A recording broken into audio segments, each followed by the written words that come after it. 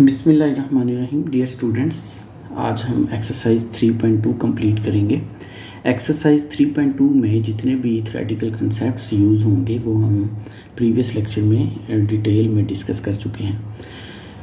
Late us start with question number 1। Consider the universal set U equal to the set consists of all x such that x is multiple of 2 and x is greater than 0 and less or equal to 30। x पर मुश्तमिल set है जबकि x जो है वो 2 का multiple है और x जो है वो 0 से बड़ा है, 0 को खुद शामिल नहीं है, 0 के इक्वल नहीं है, 0 से बड़ा है यानी 1 से स्टार्ट होगा और लेस और इक्वल टू 30 है और इसकी जो अपर लिमिट है वो 30 है, 30 तक जाएगा, 30 को हमने इसमें इंक्लूड करना है। तो यूनिवर्सल सेट जो है सबसे पहले हम वो लिख लेते हैं। यूनिवर्सल सेट हो जाएगा हमारे पास 2 का चूँकि मल्टीपल है यूनिवर्सल सेट, तो that will be equal to 2, 4, 6, 8, 10 यानी 2 के टेबल के मुताबिक चलते चले जाएंगे अप टू 30। देखें इसमें 30 को शामिल किया गया है, हमने भी 30 को शामिल कर लिया। अपर लिमिट इसकी 30 है यानी हम 30 से आगे नहीं जा रहे। इसी तरह जब आप 0 से ग्रेटर की बात करेंगे तो 0 से ग्रेटर 2 का मल्टीपल क्या है, वो 2 ही होता है। 1 तो 2 का मल्टीपल नहीं है, इसलिए हम 2 से स्टार्ट कर रहे हैं। यूनिवर्सल सेट हमारे पास हो जाएगा ये 2, 4, 6, 8 अप टू 30। तो ए सेट जो है that is equal to the set consist of all X such that X is a multiple of 6। तो ये 6 का मल्टीपल है, एक्स जो है एक्स पर मुश्तमिल सेट है जबकि एक्स जो है वो 6 का मल्टीपल है। 6 के टेबल के मुताबिक चलते चले जाएं, लेकिन आपने इन क्वेश्चंस में इस चीज़ का ख्याल करना है कि कोई भी जो सेट ए बी सी वगैरह होंगे वो कभी भी उनकी जो अपर लिमिट है वो यूनिवर्सल सेट से क्रॉस नहीं करनी चाहिए। यानी इस केस में अगर यूनिवर्सल सेट जो है वो 30 तक जा रहा है तो इन जो चूँकि ए और बी वगैरह इस यूनिवर्सल सेट के सबसेट होते हैं, इसलिए आपने इनके जब 6 के मल्टीपल्स लिखने हैं तो उसमें आपने 30 से ऊपर नहीं जाना। तो हम इसको लिखेंगे set A is equal to 6, 12, 18, 24 और 30 यानी 6 के मल्टीपल हैं। 6 के टेबल के मुताबिक चलते चले जाएंगे। 6 का मल्टीपल कहाँ तक जाएंगे, 30 तक। ए में उसने ये चीज़ हमें नहीं बताई, सिर्फ यही बताया कि 6 का मल्टीपल है। तो हम इस चीज़ को हमें इल्म होना चाहिए कि चूँकि ये सेट ए जो है वो यूनिवर्सल सेट का सबसेट है, इसलिए ये 30 से ऊपर नहीं जाएगा। अब दूसरा जो सेट है बी वो हमें दिया गया है x is a multiple of 8। तो वहाँ पे हम 8 के टेबल के मुताबिक चलेंगे, 8 का मल्टीपल। तो हम क्या लिखेंगे, b is equal to 8, 16 and 24। देखें 24 के बाद जो 8 का मल्टीपल है दैट इज़ 32। तो 32 जो है वो 30 से चूँकि ग्रेटर हो जाता है, इसलिए वो यूनिवर्सल सेट की जो अपर लिमिट है उससे ग्रेटर हो जाता है, इसलिए हम उसको यहाँ पे इंक्लूड नहीं करेंगे। तो अब क्वेश्चन नंबर 1 का जो फर्स्ट पार्ट है वो यही था कि list all elements of sets A and be in tabular form, यानी तमाम जो सेट्स हैं इनको टेबुलर फॉर्म में लिखें। हमने अंदराजी तरीके से तीनों को लिख दिया है। उन्होंने हमें ए बी को सिर्फ कहा था, हमने यू को भी और ए को भी और बी तीनों को ही लिख दिया।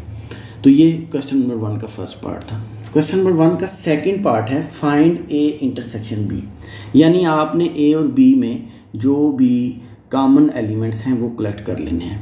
तो हम क्वेश्चन नंबर 1 का जो सेकंड पार्ट है वो स्टार्ट करेंगे ए इंटरसेक्शन बी से। तो ए इंटरसेक्शन बी क्या है, ए है 6, 12, 18, 24 और 30। इंटरसेक्शन बी क्या है, 8, 16 और 24।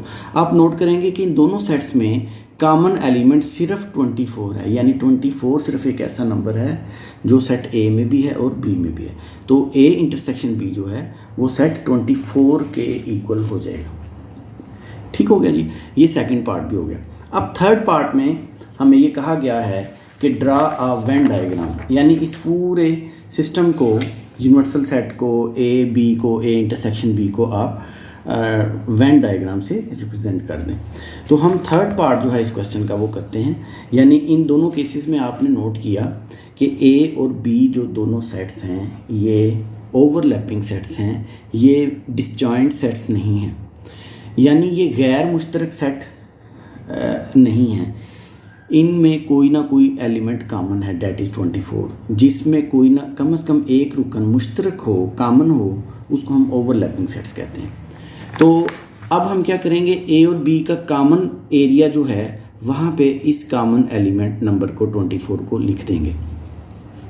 अब बकिया 24 के अलावा बी के सारे एलिमेंट जो हैं, 24 के अलावा बी के सारे एलिमेंट्स, ये सेट ए है, ये सेट बी है, ये सारा रेक्टेंगल जो है ये यूनिवर्सल सेट को रिप्रेजेंट कर रहा है। तो बी के कौन से एलिमेंट्स हैं, 8, 16 और 24। 24 हमने उस एरिया में लिख दिया जो ए और बी का कॉमन एरिया है, ओवरलैपिंग रीजन हम इसको कहते हैं। तो बकिया जो हैं 8 और 16 रह गया, वो हम यहाँ पे लिखेंगे बी में 8 एंड 16। और ए के एलिमेंट कौन से हैं, 6, 12, 18 और 30, क्योंकि 24 जो है वो ए बी के कॉमन रीजन में चला गया है। बकिया जितने भी एलिमेंट 6, 12, 18 यहाँ पे हम लिखेंगे 6, सॉरी ए में लिखेंगे 6, 12, 18, 24 कॉमन एरिया में चला गया और 30। अब यूनिवर्सल सेट में रिप्रेजेंटेशन क्या होगी, देखिए 2 है, या हम 2 से स्टार्ट करेंगे। Universal set is 2। Universal set का 4 यहीं पे ही आएगा। यूनिवर्सल सेट का 6 ए में आ चुका है। यूनिवर्सल सेट का 8 सेट बी में आ चुका है। यूनिवर्सल सेट का 10 यहाँ पे लिखा जाएगा। इसके बाद हम 10 के बाद आ जाएगा 12 सेट ए में आ चुका है।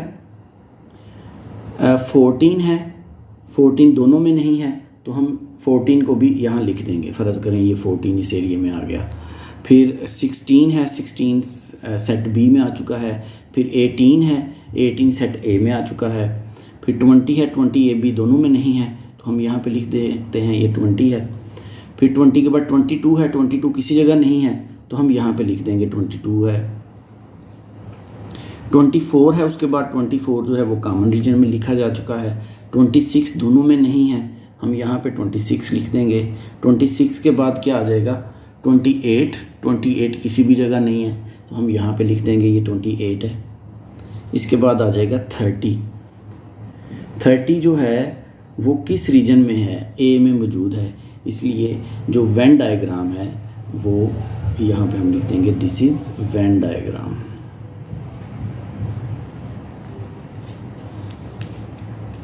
This is all about our question number 1। अब हम क्वेश्चन नंबर 2 की तरफ चलते हैं।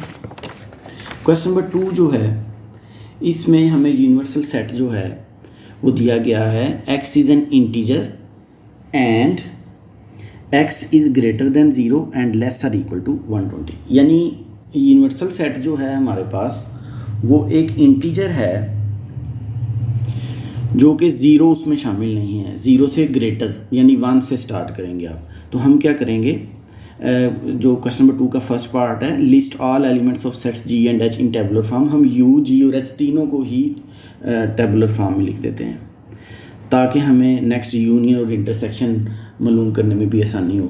यहाँ पे हमें उसने वेन डायग्राम बनाने के लिए नहीं कहा। बहरहाल यहाँ पे हम लिखेंगे यूनिवर्सल सेट जो है डेट इज़ इक्वल टू, ये स्टार्ट हो जाएगा 1 से 2, 3, 4 and so on up to 150। Universal set को हमने टेबुलर फॉर्म में लिख लिया। अब सेट जी है इस सिस्टम में, उसमें कहा जा रहा है कि x जो है इक्वल टू है, उसकी पैटर्न को डिफाइन कर रहा है 2 raised to power m for integer m। अब उसने इंटीजर लिखा है m को, यानी इसमें जो पॉइंट ऑफ डिस्कशन है वो ये है कि हम इंटीजर को अब कहाँ से स्टार्ट करेंगे। हम 0 से स्टार्ट करेंगे। यहाँ पे m की वैल्यू जो है, चूँकि ये इंटीजर है तो इसकी वैल्यू हम कहाँ से स्टार्ट करेंगे, 0 से स्टार्ट करेंगे या हम 1 से स्टार्ट करेंगे। देखिए मेरे ख्याल के मुताबिक ये क्वेश्चन जो है सिक्का दोनों तरफ गिर सकता है, लेकिन इसमें बेहतर ये है कि हम इंटीजर को 0 से स्टार्ट करें। जब हम इसको ज़ीरो से स्टार्ट करते हैं मीन्स के क्योंकि ग्रेटर देन ज़ीरो है यहाँ पे, x की वैल्यू जो है वो ग्रेटर देन ज़ीरो है और है भी इंटीजर, x जो है वो इंटीजर है। ग्रेटर देन ज़ीरो कहाँ से स्टार्ट हो रहा है? 1 से स्टार्ट हो रहा है। तो अगर हम 1 लिखेंगे 2 की वैल्यू m की जगह 1 से स्टार्ट करेंगे तो इट मीन्स कि ये 2 से स्टार्ट होगा जी। लेकिन मेरे ख्याल के मुताबिक बेहतर ये है कि हम ज़ीरो से ही इस सेट में स्टार्ट करें। तो क्वेश्चन ये पैदा होता है कि अगर चूँकि यूनिवर्सल सेट में x की वैल्यू 1 से स्टार्ट हो रही है, ज़ीरो से स्टार्ट नहीं हो रही, तो यहाँ पे फिर हम ज़ीरो से क्यों स्टार्ट कर रहे हैं? तो मैं ये बात कर रहा हूँ कि बेहतर पहलू क्या है। बेहतर पहलू ये है कि हम इसको ज़ीरो से स्टार्ट करें। ज़ीरो से स्टार्ट इसलिए करें क्योंकि ज़ीरो भी इंटीजर है और दूसरी बात ये है कि जब हम इंटीजर m कहा है हमने, तो जब ज़ीरो से स्टार्ट करेंगे तो x जो है वो 2⁻0 इक्वल टू 1 ही होता है। जब वो इक्वल टू 1 होता है तो वो 1 तो यूनिवर्सल सेट का ऑलरेडी हिस्सा है, इसलिए क्वेश्चन की जो वैलिडिटी है उस पर फ़र्क नहीं आता। ठीक है जी, तो इसको मैंने मुख्तसर सा एक्सप्लेन किया है। ये जो इश्काल पैदा हो रहा है ये मतलब अहले फ़हम पे इस चीज़ को काफ़ी क्लैरिटी है कि मैंने क्या चीज़ एक्सप्लेन की है। मैं समझता हूँ कि यहाँ पे m की वैल्यू ज़ीरो से स्टार्ट करनी चाहिए क्योंकि ज़ीरो से स्टार्ट कर लेने से भी x की वैल्यू जो है वो 1 के इक्वल, यानी ये g सेट जो है वो 1 से स्टार्ट हो रहा है।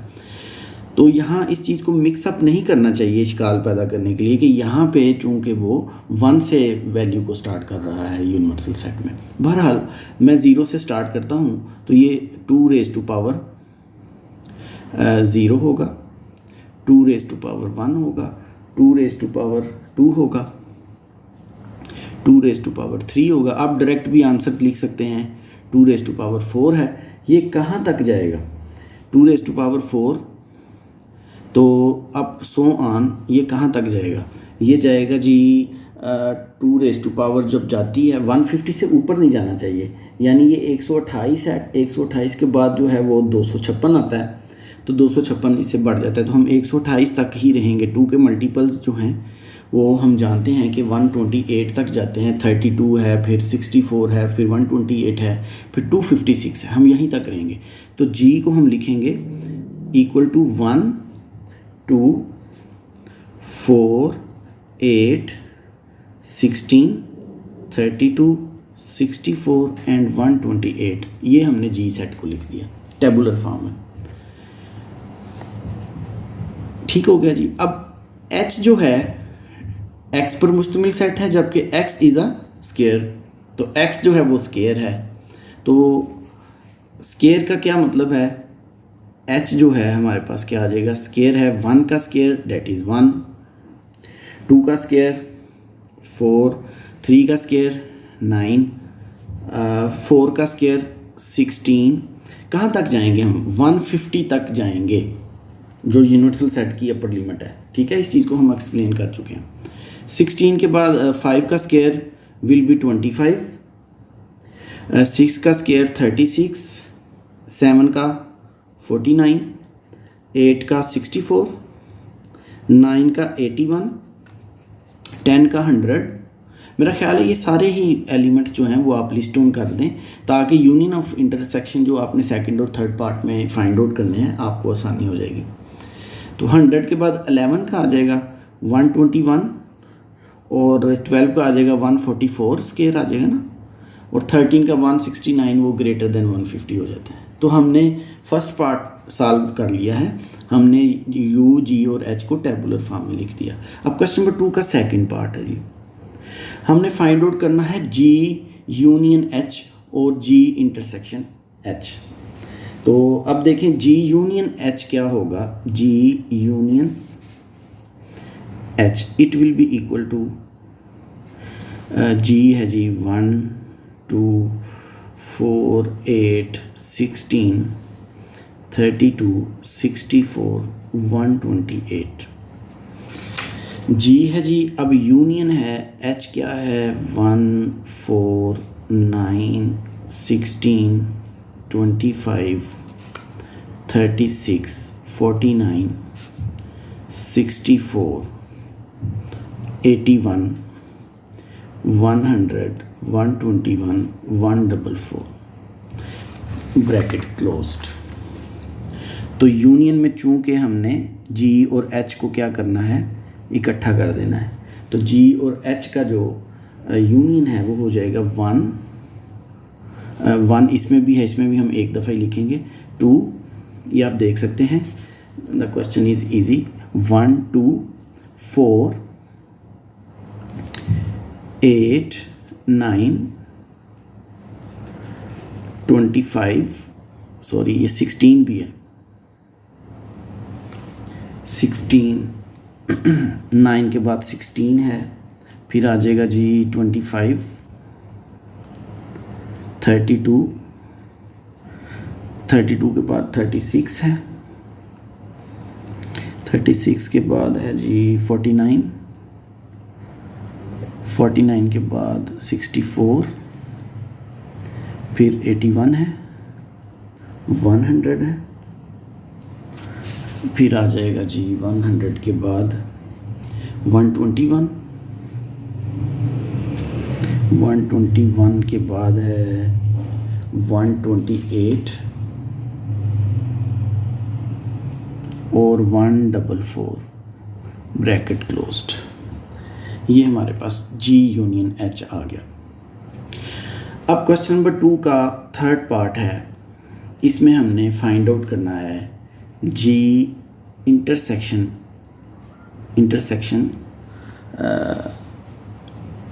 H.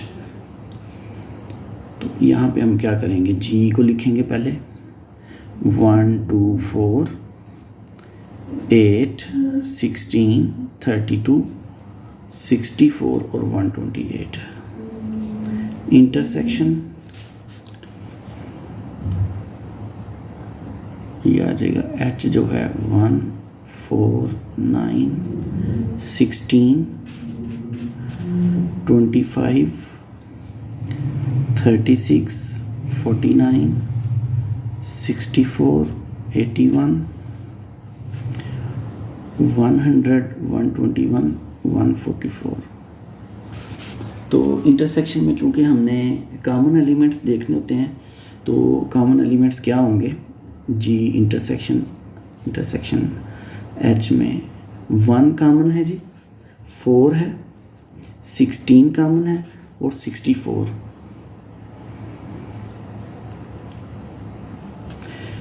This is our question number 2। अब हम क्वेश्चन नंबर 3 की तरफ चलते हैं।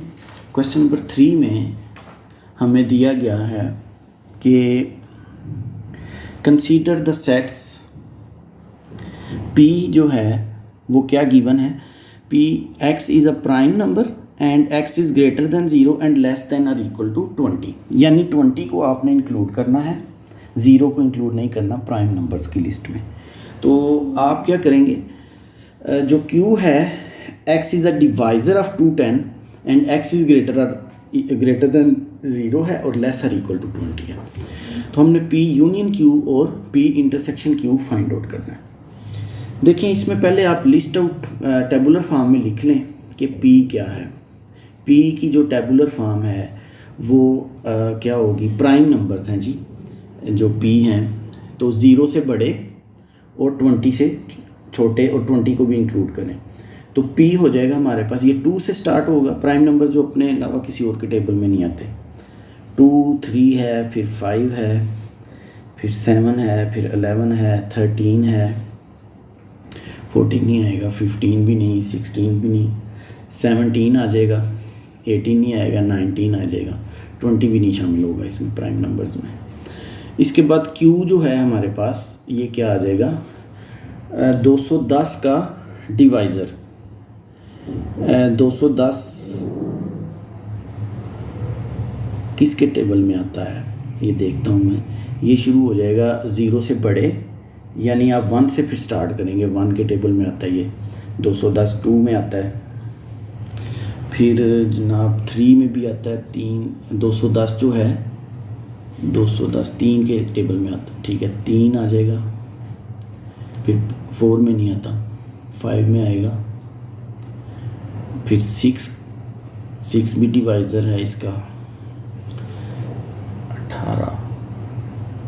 ठीक है, 6 में भी आएगा, 7 में भी आएगा, 10 भी इसमें इंक्लूडेड है, 11 नहीं है जी, 12 भी नहीं है, 13 भी नहीं, 14 में आएगा,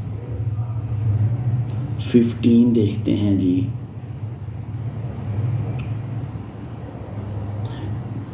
15 के में आ रहा है जी, 15 में भी आ रहा है, नेक्स्ट आगे किसी का भी नहीं आ रहा।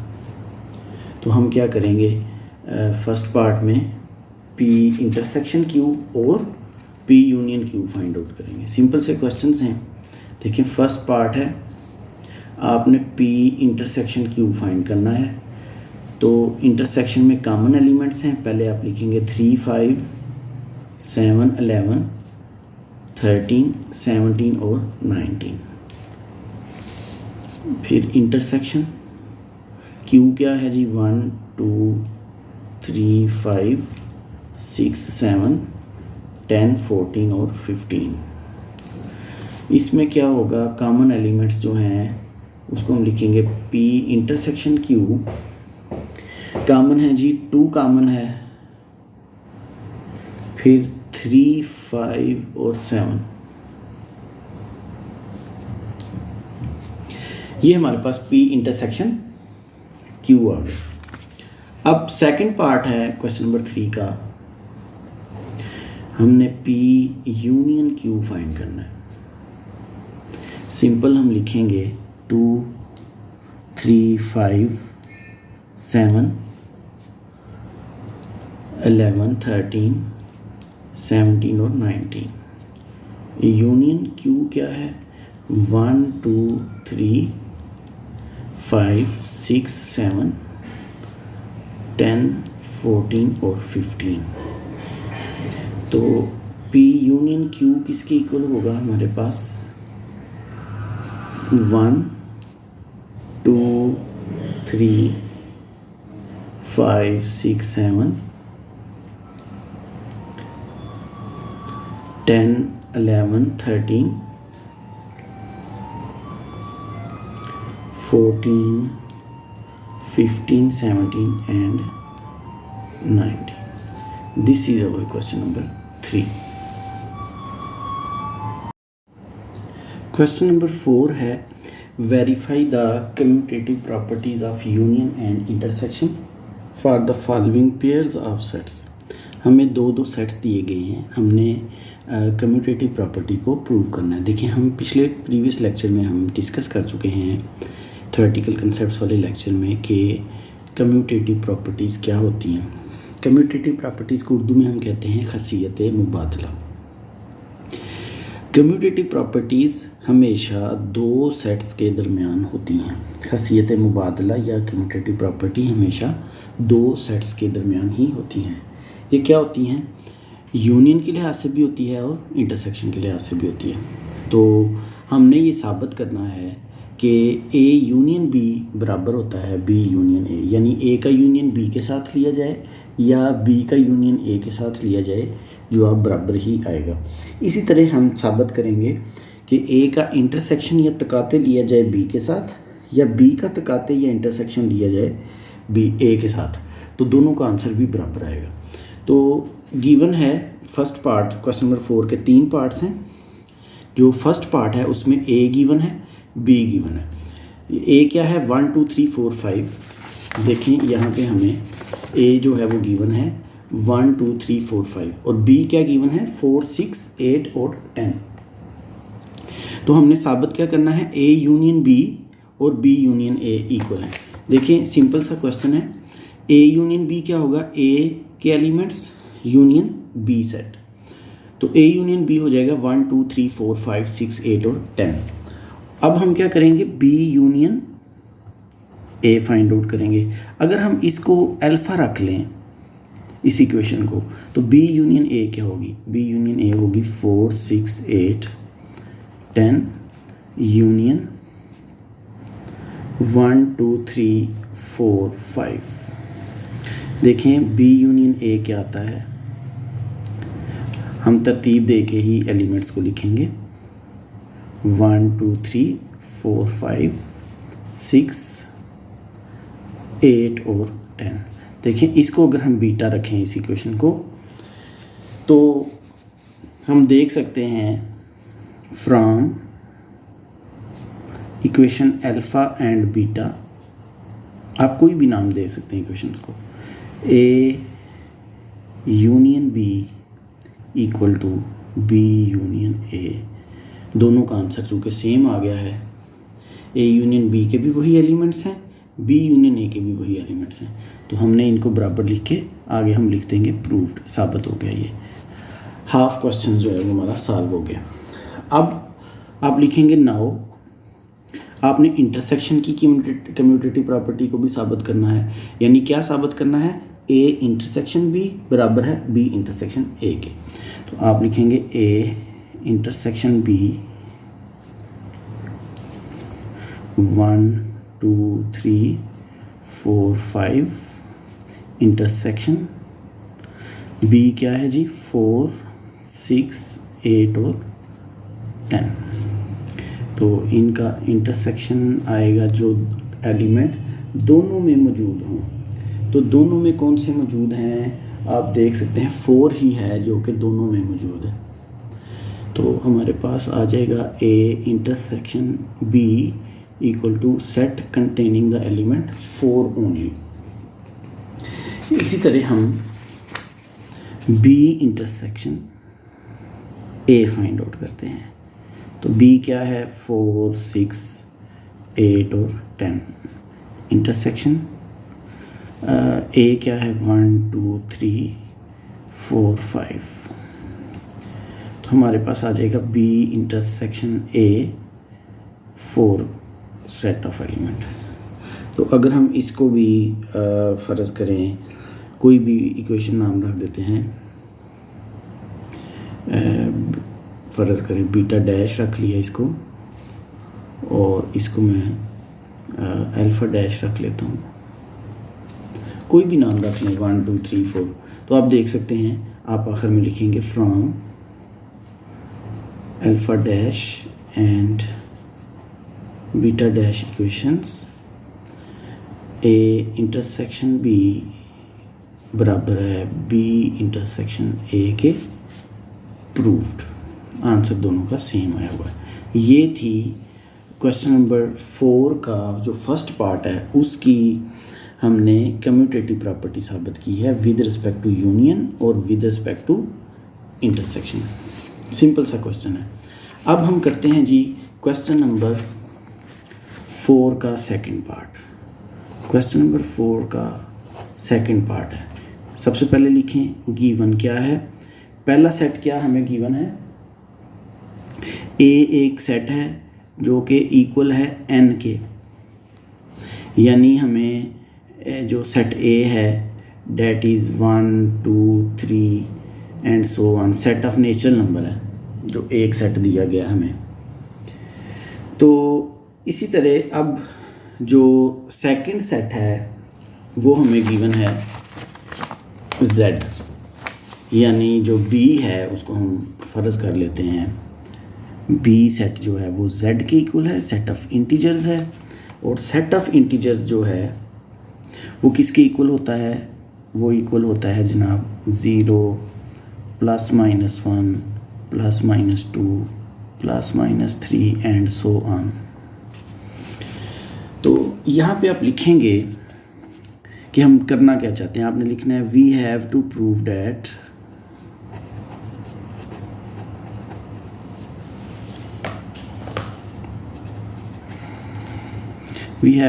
That A union B equal to B union A। एक तो ये साबित करना है हमने, and A intersection B is equal to B intersection A के बराबर साबित करना है।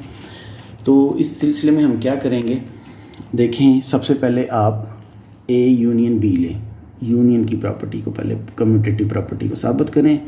A यूनियन B क्या है, A यूनियन B है जी N union Z।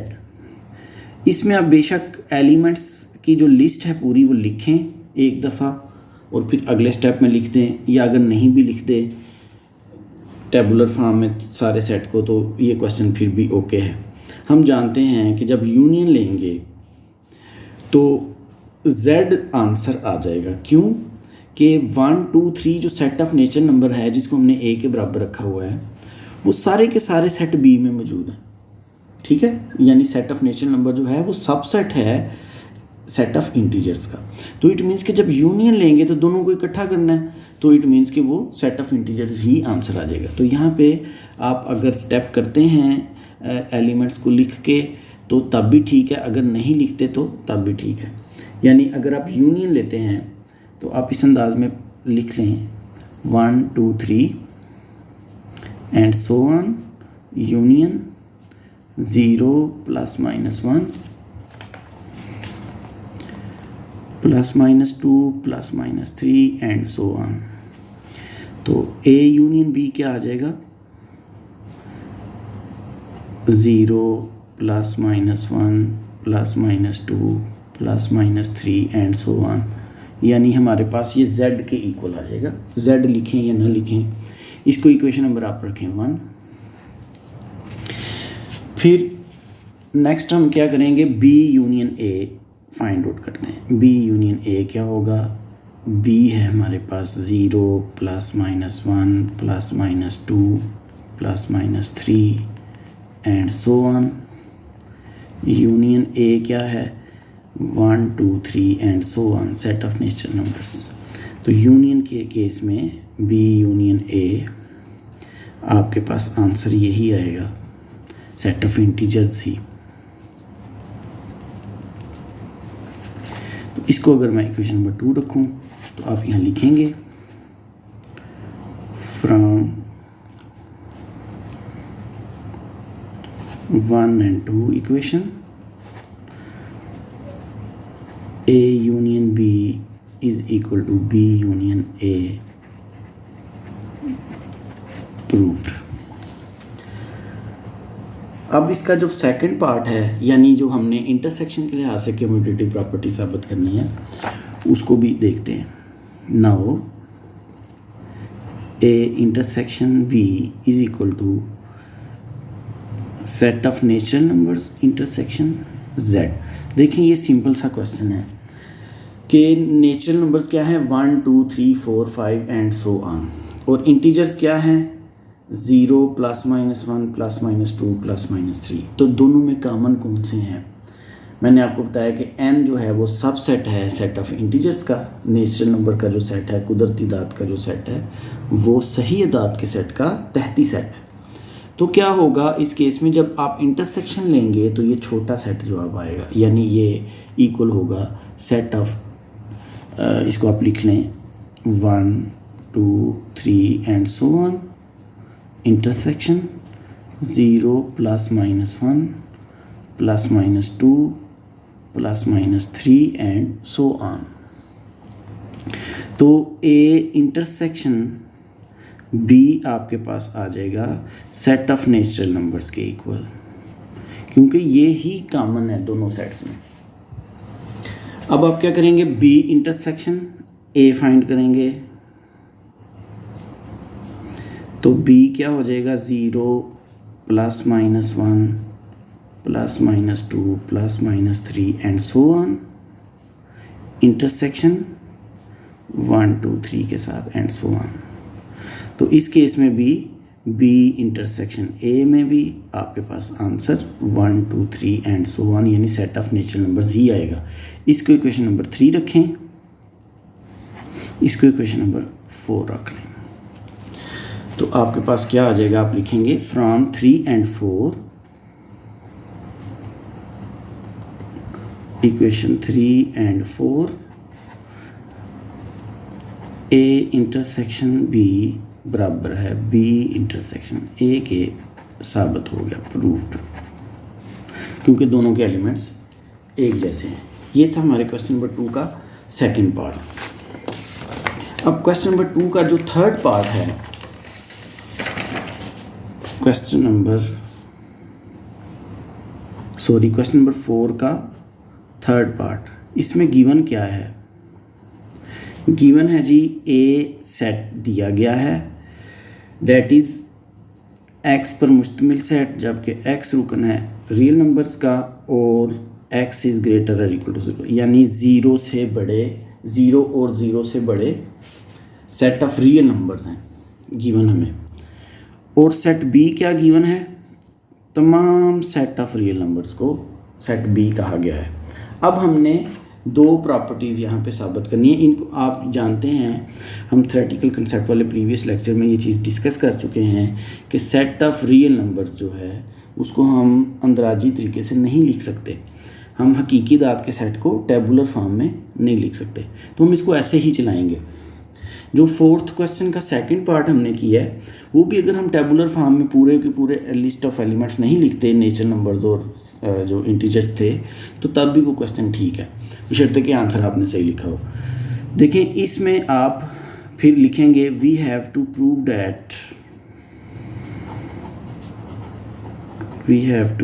That A union B equal to B union A, ये हमने साबित करना है। एंड ए इंटरसेक्शन बी बराबर है बी इंटरसेक्शन ए के। देखें, ये हम अगर ए यूनियन बी लेते हैं तो ये हो जाएगा, ए को हम एज इट इज़ लिखते हैं यानी पॉजिटिव रियल नंबर्स, सॉरी ये ज़ीरो है, ज़ीरो से इक्वल या ग्रेटर, तो यूनियन, सॉरी इसको भी आप आर ही सिर्फ लिख देंगे क्योंकि हम इसको टेबुलर फॉर्म में लिख ही नहीं सकते। तो यूनियन आर लेंगे तो हमारे पास जब यूनियन है तो बड़ा सेट आंसर आ जाता है। ए यूनियन बी हमारे पास आ जाएगा सेट ऑफ रियल नंबर के इक्वल। फिर आप बी यूनियन ए फाइंड करेंगे, यानी B is set of real numbers और यूनियन ए क्या है, x belong to R and x is greater और इक्वल टू ज़ीरो। देखें, इस केस में भी B यूनियन A जो है वो सेट ऑफ रियल नंबर के ऊपर, इसको आप इक्वेशन A रखें स्मॉल a, इसको इक्वेशन नंबर B रखें। आप यहाँ लिखेंगे from equation A and B A union B is equal to B union A proved। Now आप दूसरा कम्यूटेटिव लॉ साबित करेंगे, यानी इंटरसेक्शन के लिहाज से जो है वो कैसे होगा। आप लिखेंगे A intersection B is equal to, A क्या है जी, X belonging to R and X is greater और equal to zero, intersection set of real number. तो इसमें आंसर, चूंकि ये सबसेट है तो आंसर क्या आएगा, सिंपल सी चीज़ है, ए इंटरसेक्शन बी क्या आएगा, तमाम सेट ऑफ रियल नंबर और पॉजिटिव रियल नंबर, दोनों में कॉमन क्या है, पॉजिटिव रियल नंबर, यानी ये सेट ए आंसर आ जाएगा।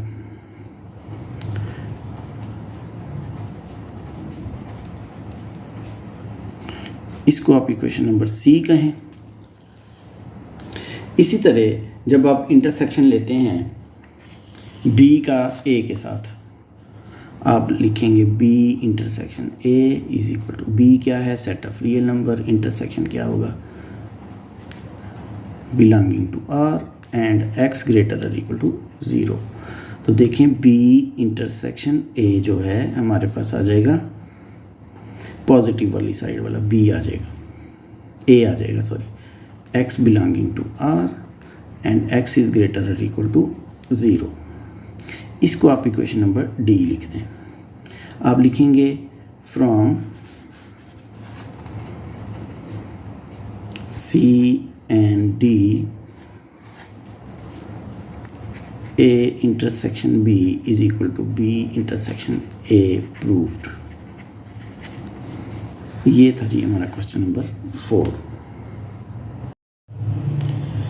क्वेश्चन नंबर 5 है, गिवन है हमें यूनिवर्सल सेट जो है वो A B C D E F G H I J, और सेट A हमें गिवन है consisting of elements A B C D G H, और सेट बी हमें गिवन है सी डी ई एफ और जे।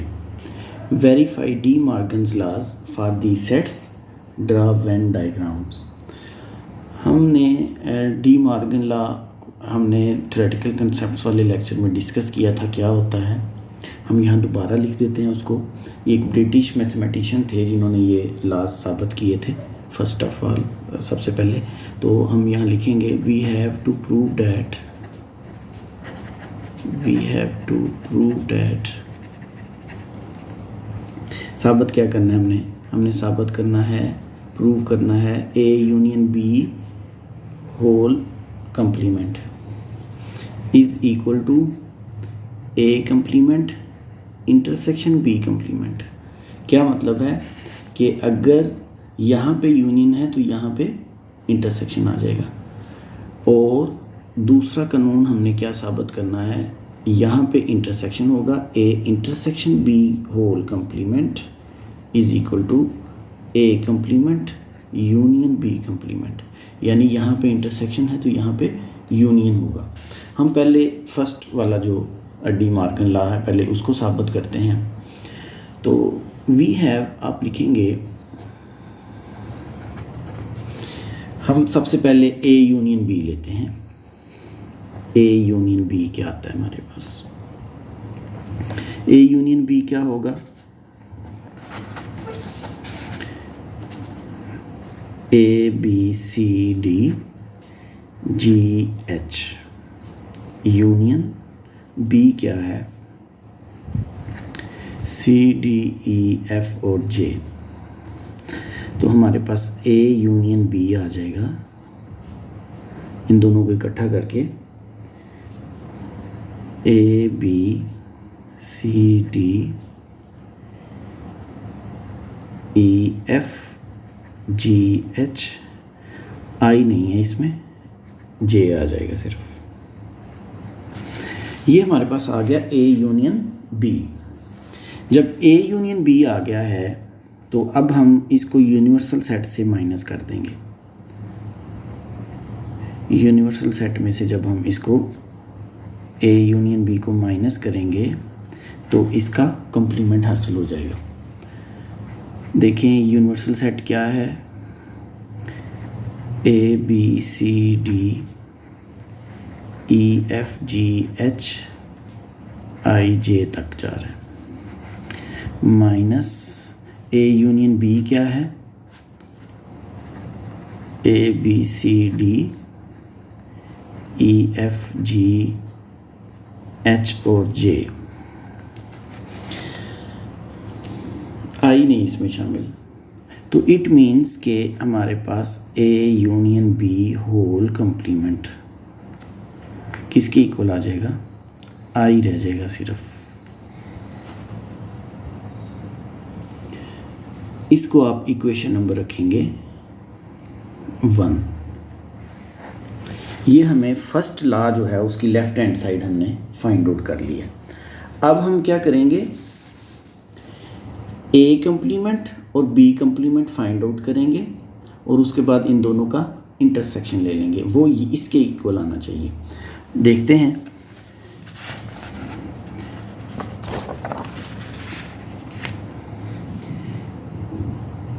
ए dash is equal to U minus A. U क्या है जी हमारे पास, यू है universal set A B C D E F जी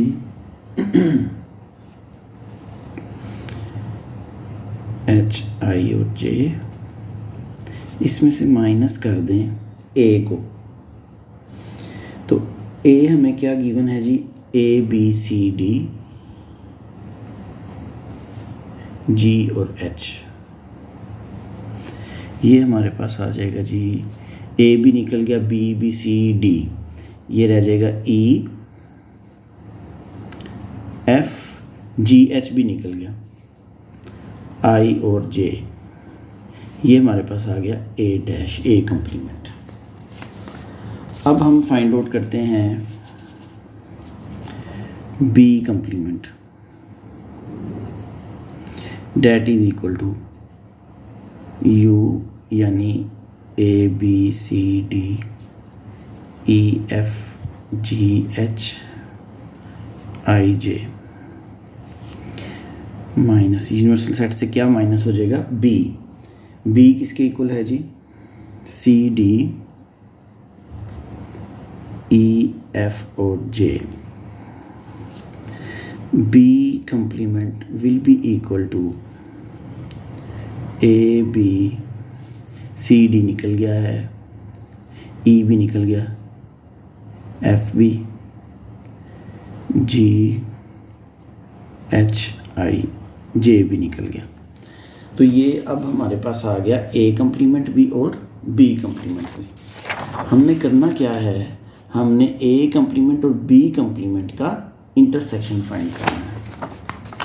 क्या होगा, A complement intersection B complement किसके इक्वल है जी, ए कंप्लीमेंट है जी हमारे पास E F I J intersection A B G H और आई। तो दोनों में कॉमन एलिमेंट्स कौन से हैं, ई नहीं है कॉमन, एफ भी कॉमन नहीं है, आई कॉमन है, जे भी कॉमन नहीं है, सिर्फ आई ही कॉमन है। देखें, A complement intersection B complement is equal to set consisting of element I. इसको हम कह रहे हैं इक्वेशन नंबर 2। देखें, हमने इस लॉ की जो लेफ्ट हैंड साइड है फाइंड आउट की थी, A union B whole complement. तो उसका किसके इक्वल था, एक सेट जिसका एलिमेंट सिर्फ आई है। ये इक्वेशन नंबर 1 थी। अब इक्वेशन नंबर 2 है A intersection A complement intersection B complement. इसका आंसर भी यही है। यहाँ पे आप लिखेंगे from equation 1 and 2 A union B whole complement is equal to A dash intersection B dash complement। A complement intersection B complement equal हो गए दोनों, तो आप लिखेंगे प्रूव्ड। हमने डी मार्गन का पहला हिस्सा जो है एक जो है वो साबित कर लिया है। अब हम डी मार्गन का जो सेकंड लॉ है उसको भी इसी तरीके से साबित करेंगे। लेकिन ये है कि इसके लिए आपने पहले, बेहतर ये है कि पहले इस लॉ के लिए आप वेन डायग्राम बना लें। तो हम इन दोनों की वेन डायग्राम बनाएंगे। देखें, इसमें जो यूनिवर्सल सेट है इसकी लेफ़्ट हैंड साइड, पहले हम इस लॉ की वेन डायग्राम बना, 2 वेन डायग्राम बनेगी लेफ़्ट हैंड साइड के लिए और राइट हैंड साइड के लिए। तो यहाँ पे आप एक रेक्टेंगल बना लेते हैं।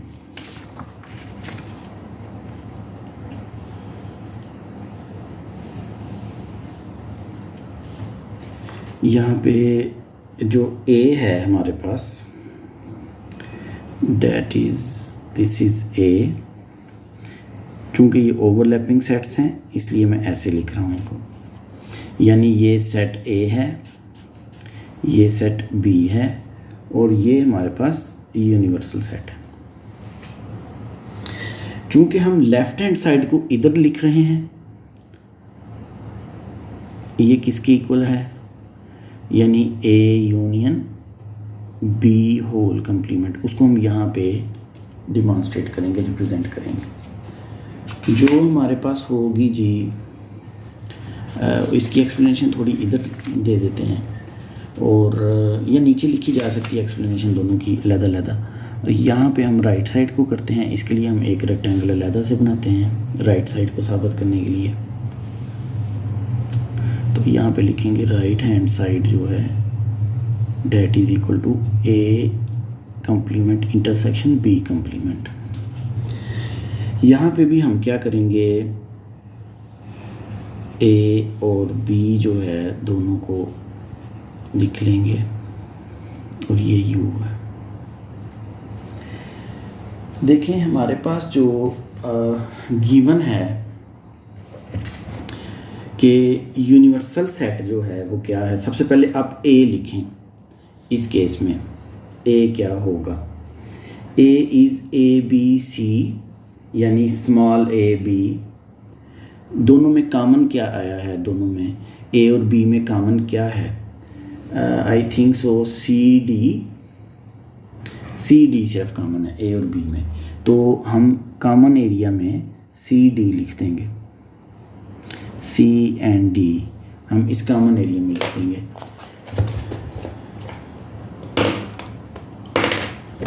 मैं थोड़ी सी इसको प्रोमिनेंट रखने के लिए जो है ना वो कलर्स का यूज़ करता हूँ।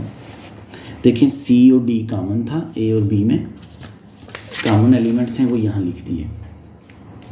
अब ए बी यानी यहाँ पे लिखेंगे ए है, ए में आ जाएगा, बी भी इसी में ही आएगा,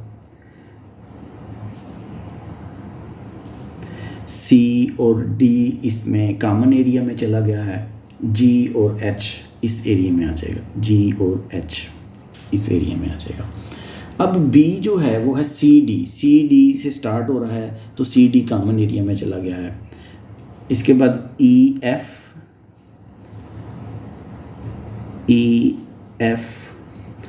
और जे भी है, इसमें आएगा, जे भी इसी में ही आएगा।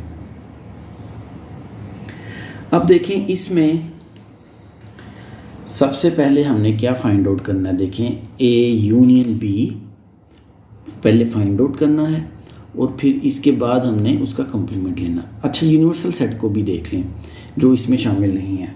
तो यूनिवर्सल सेट का ए से लेकर जे तक है, लेकिन आई भी उसमें इंक्लूडेड है। A B C D E F G H I और जे, आई रह गया, आई इसमें आ जाएगा यूनिवर्सल सेट वाले पोर्शन में।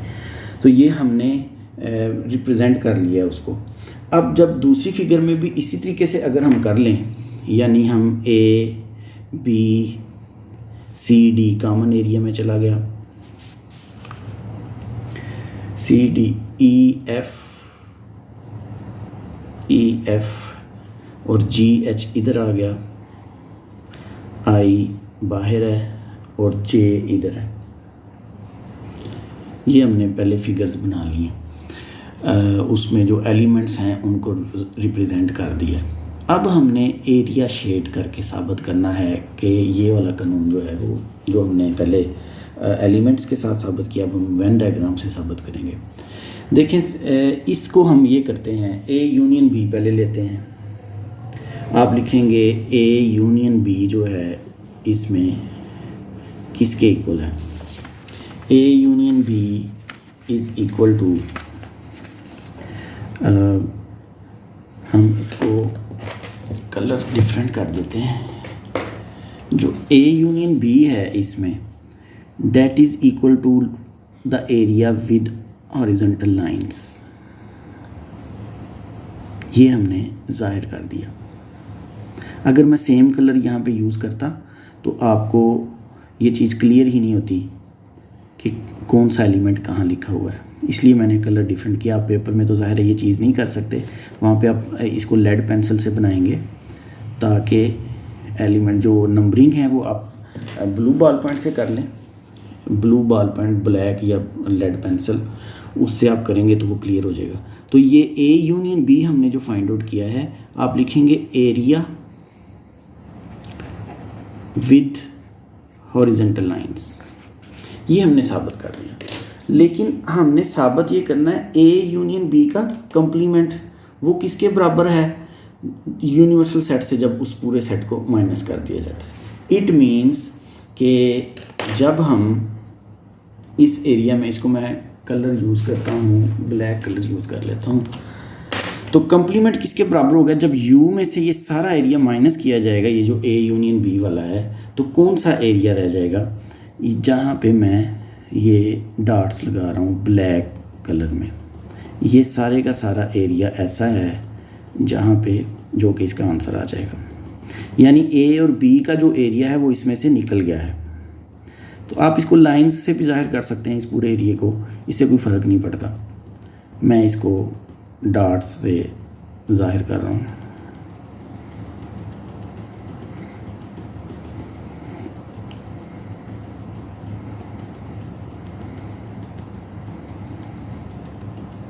इसको आप थोड़ा सा शेड करके भी कर सकते हैं। बहरहाल मेरे पास जो इस वक्त आसान तरीन तरीका था कि मैं कलर पेंसिल्स यूज़ कर लूँ। तो आप यहाँ लिखेंगे ए यूनियन बी का कॉम्प्लीमेंट जो कि लेफ़्ट साइड है वो किसके इक्वल है, area with black colour dots. तो आप देख सकते हैं कि पूरे का पूरा यूनिवर्सल सेट का जो एरिया है वो डॉट्स के साथ हमने लगा दिया है, मासवाए उस इलाके के जो ए और बी सेट्स को डिनोट कर रहे हैं। अब हम इसकी राइट हैंड साइड की तरफ चलते हैं। देखिए राइट हैंड साइड में हमारे पास हमने करना है ए कम्प्लीमेंट और बी कम्प्लीमेंट लेके फिर हम क्या करेंगे, इंटरसेक्शन लेंगे। देखें ए का जो कम्प्लीमेंट है, सबसे पहले आप लिखेंगे ए का कम्प्लीमेंट जो है वो आप कर दें यू में से ए को माइनस करेंगे तो ये आ जाएगा, आप फ़र्ज़ करें ये रेड पेन के साथ मैं हॉरिजॉन्टल लाइंस लगा रहा हूँ जो u माइनस ए को रिप्रेजेंट कर रही हैं, यानी ए के अलावा सारा एरिया आ जाएगा।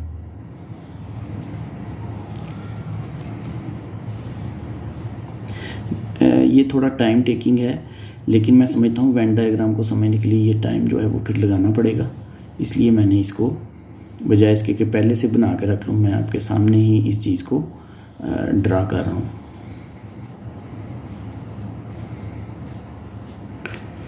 जहाँ पे भी हॉरिजॉन्टल लाइंस हैं ये ए कम्प्लीमेंट है।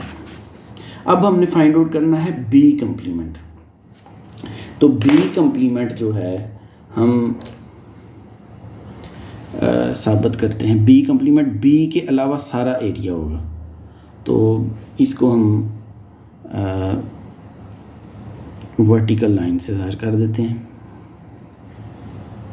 बी के अलावा सारा एरिया।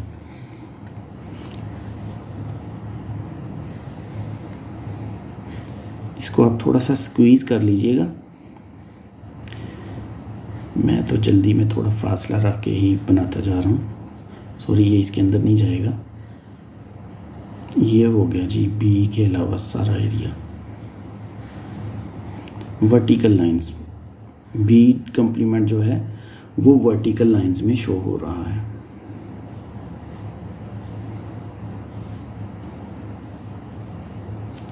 तो B complement is equal to आप लिखेंगे एरिया विद वर्टिकल लाइंस। अब मुझे ये बताएं कि जब हम इन दोनों का इंटरसेक्शन लेंगे, किन दो चीज़ों का इंटरसेक्शन, जो कि जहाँ जहाँ रेड लाइंस हैं हॉरिजॉन्टल वाली और वर्टिकल लाइंस हैं ग्रीन वाली, उसका कॉमन एरिया कौन सा है। तो आप नोट कर सकते हैं कि वो कॉमन एरिया ए और बी के अलावा सारा हिस्सा है। तो यहाँ पे भी हम फिर डॉट्स लगा देते हैं, यानी ये जो ए और बी का इलाका है इसके अलावा इसका जितना भी इलाका यूनिवर्सल सेट का है वो उसको ही रिप्रेजेंट कर रहा है। तो इसको हम डॉट से ज़ाहिर कर देंगे।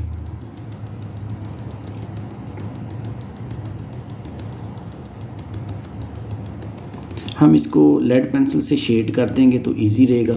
बहरहाल मेरे पास इस वक्त वो थी नहीं तो मैंने इसको ऐसे ही कर दिया है। तो यहाँ मैं लिखता हूँ कि A complement intersection B complement is equal to area with black dots. तो अगर हम इन दोनों फिगर्स में गौर करें, मैंने ब्लैक डॉट वाला एरिया इसमें और इसमें जो ड्रा किया है तो वो सेम है, यानी दोनों में जो मैंने डॉट वाला एरिया वो वही है दोनों फिगर्स में। डॉट ब्लैक डॉट वाला एरिया जो ए और बी पूरे का पूरा सेट इसमें शामिल नहीं, बाकी यूनिवर्सल सेट का बाकी ए और बी के अलावा सारा एरिया जो है वो ब्लैक डॉट्स के साथ शो हो गया, जो कि सेम चीज़ है। It means left hand side में भी वही चीज़ पे कंक्लूड कर रहे हैं, राइट हैंड साइड पे भी हम उसी पे कंक्लूड कर रहे हैं। इट मीन्स कि आप लिखेंगे using Venn diagram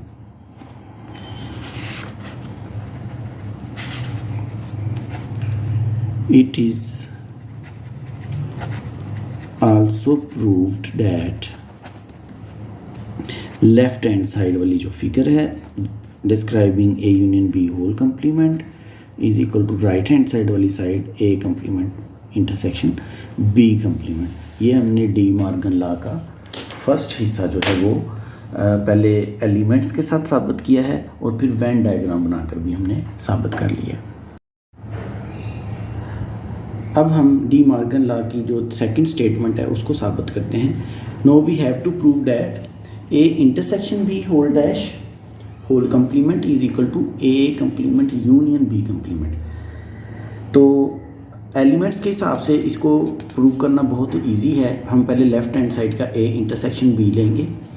A intersection B में क्या है, ए इंटरसेक्शन बी हमने ए के एलिमेंट्स लिखे A B C D G H और इंटरसेक्शन बी के एलिमेंट्स लिख दिए सी डी ई एफ जे। तो इन दोनों में इंटरसेक्शन में कॉमन एलिमेंट्स कौन से हैं, ओनली सी एंड डी। तो ए इंटरसेक्शन बी हमारे पास सी डी सेट आ गया। अब हमने ए इंटरसेक्शन बी का चूँकि कंप्लीमेंट लेना है इसलिए हमने ए इंटरसेक्शन बी को यू में से माइनस कर देना है। तो A intersection B whole complement is equal to U minus A intersection B. तो इसमें क्या होगा, यू के एलिमेंट्स की हम एनलिस्ट करेंगे। यू के एलिमेंट्स क्या हैं, A B C D E F G H I J universal set के माइनस जो ए इंटरसेक्शन बी के एलिमेंट्स हमने अभी फाइंड आउट किए हैं that are C and D. तो जब सी और डी माइनस हो जाएंगे तो बकिया क्या रह जाएगा, A B E F G H I J. इसको हम इक्वेशन नंबर 3 रख रहे हैं। यानी जो डी मॉर्गन लॉ अभी हमने सेकंड पार्ट साबित करना है उसकी जो लेफ्ट हैंड साइड है उसको हमने इक्वेशन नंबर 3 के इक्वल रख लिया है। अब हम जब राइट साइड प्रूव करेंगे वो है A complement union B complement. तो हम ए कंप्लीमेंट और B complement already find out कर चुके हैं प्रीवियस पार्ट में, तो हम उसी वैल्यू को दोबारा यूज़ कर लेंगे। देखिए हमने ए कंप्लीमेंट क्या इस फाइंड आउट किया था यू माइनस ए करके ई एफ आई जे, और बी कंप्लीमेंट हमने क्या फाइंड आउट किया है ए बी जी एच और आई। अब हम इन दोनों का यूनियन ले लेंगे, A complement union B complement. A complement क्या फाइंड आउट किया हुआ है E F I J, union B complement क्या है ए बी जी एच आई। तो दोनों को जब हमने इकट्ठा किया तो ये क्या आ जाएगा A B E F G H I J. इसको हमने इक्वेशन नंबर 4 रख लिया। आप नोट कर सकते हैं कि इक्वेशन नंबर 3 और 4 के एलिमेंट्स सेम हैं। तो हम लिखेंगे from equation number 3 and 4 A intersection B whole complement is equal to A complement union B complement proved. अब हम इसको डी मॉर्गन लॉ से भी साबित करेंगे। डी मॉर्गन लॉ की जो फिगर्स हैं वो पहले पार्ट के लिए हमने बड़ी तफसील में डिस्कस की थी। टाइम बचाने के लिए हमने इसको पहले ही कंस्ट्रक्ट कर लिया है। देखिए यहाँ पे हमने similar to previous part left hand side के लिए हमने ये फिगर बनाई है, राइट हैंड साइड के लिए हमने ये फिगर बनाई है। देखें यूनिवर्सल सेट जो है वो एक रेक्टेंगल शक्ल में शो किया गया है और ए और बी दोनों ही ओवरलैपिंग एलिमेंट्स हैं, सेट्स हैं। तो पिछले क्वेश्चन लास्ट पार्ट जो हमने किया है वेन डायग्राम वाला डी मॉर्गन लॉ को साबित करने के लिए, उसमें भी हमने यही एलिमेंट्स ऐसे ही लिखे थे। ओ ए में लिखा था A B G H, B में लिखा था ई एफ जे और ओवरलैपिंग एरिया में सी डी लिखा था, और आई जो है वो यूनिवर्सल सेट में था, यानी वो ना ए में था ना बी में था। अब देखिए ए इंटरसेक्शन बी क्या होगा, ए इंटरसेक्शन बी जब सबसे पहले हमने फाइंड आउट किया तो हॉरिजेंटल लाइंस वाला एरिया, यानी ये जो ओवरलैपिंग एरिया कहलाता है ए और बी का कॉमन एरिया, ये हमारा ए इंटरसेक्शन बी है। और ए इंटरसेक्शन बी का कंप्लीमेंट क्या होगा, यू में से सिर्फ ये वाला एरिया जो ओवरलैपिंग एरिया ये माइनस कर दे, बाकी सारा एरिया जो है वो ए इंटरसेक्शन बी का होल कंप्लीमेंट होगा। देखिए ये हमने कैसे डिनोट किया हुआ है, हमने vertical lines in green colour मैंने डिनोट कर दिए। तो ये सारे का सारा यूनिवर्सल सेट हमने हाईलाइट कर दिया है। सिर्फ और सिर्फ हमने ये एरिया हाईलाइट नहीं किया, ये जो ए और बी का ये जो ओवरलैपिंग एरिया है, इसके अलावा सारे का सारा यूनिवर्सल सेट हमने वर्टिकल लाइंस के साथ हाईलाइट कर दिया। तो ये हमारी left hand side find out होगी। अब राइट साइड की तरफ आते हैं, ए कंप्लीमेंट यूनियन बी कंप्लीमेंट। देखिए ए कंप्लीमेंट क्या है, ए के अलावा सारा पोर्शन यूनिवर्सल सेट का वो हमने डार्ट्स से डिनोट किया, ब्लू डार्ट्स हैं। तो ये ब्लू डार्ट्स हमने ए के अलावा हर जगह लगा दिए। फिर बी कंप्लीमेंट क्या हमने किया, बी कंप्लीमेंट हमने vertical lines in black colour हमने लगा दी, यानी वो बी कंप्लीमेंट क्या होगा, बी के अलावा सारे का सारा यूनिवर्सल सेट। तो अब इन दोनों में कॉमन कौन सा पोर्शन आ जाएगा, ये जो ओवरलैपिंग एरिया है इसके अलावा सारे का सारा पोर्शन वो हमने ग्रीन लाइंस को हॉरिजॉन्टल ड्रा कर दिया। तो आप नोट करें जो ग्रीन लाइंस हैं वो कॉमन एरिया है ए कंप्लीमेंट और बी कंप्लीमेंट का, जिसमें हॉरिजॉन्टल ग्रीन लाइंस लगी हुई हैं। तो वो कौन सा एरिया है आप गौर करें तो आप देख सकते हैं कि ये जो ओवरलैपिंग एरिया है ए और बी सेट का, इसके अलावा सारे का सारा यूनिवर्सल सेट उसमें शामिल है। तो इसका मतलब ये निकला कि लेफ्ट हैंड साइड में भी यही चीज़ थी, राइट हैंड साइड में भी यही चीज़। हम लिखेंगे from the Venn diagrams above it is proved at A intersection B whole complement is equal to A complement union B complement proved. Question number 6 is quite easy.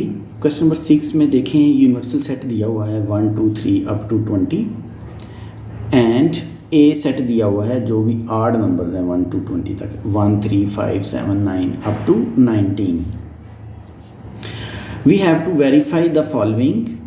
3 part हैं question number 6 के। हमने साबित करना है कि A union A complement is equal to universal set. Second part में हमने ये साबित करना है कि प्रूव करना है कि A intersection universal set is equal to ए।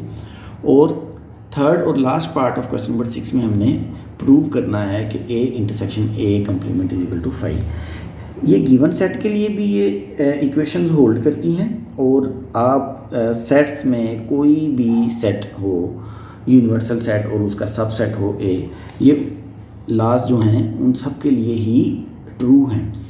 तो हम पहला पार्ट सॉल्व करते हैं। वी हैव ए कंप्लीमेंट किसके बराबर होगा, u माइनस ए। देखिए u क्या है 1 से 20 तक, 1 से 20 तक, और a क्या है आड नंबर्स 1 3 5 अप टू 19। तो a कंप्लीमेंट क्या आ जाएगा, हमारे पास इवन नंबर्स आ जाएंगे 2 4 6 ये रह जाएगा, यानी 1 से लेकर 20 तक में से हमने आड नंबर्स जब माइनस कर दिए तो इवन नंबर्स 20 तक जो है 2 4 6 अप टू 20 ये आंसर आ जाएगा। ये हमारे पास आ गया ए कंप्लीमेंट।